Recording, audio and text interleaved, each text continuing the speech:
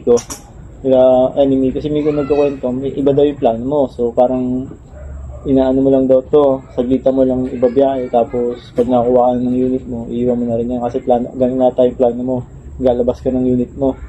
Ang problema ata, nawala na rin nata yung palabas mo ng unit. Hindi, actually po, wala pa ako talagang naipon. Kasi ang iniipon ko talaga para sa anak ko. Hindi, yun nga inaano namin, kaya ko nga. Ang unang iniisip ko, sabi ko, tangina tol, baka yung pera na ipambabayad sa boundary mo, pagdadaw na dun sa pagdadaw na dun sa gabiyahin niya. Puta, nalaman ko ilang 2,000, sabi ko wala.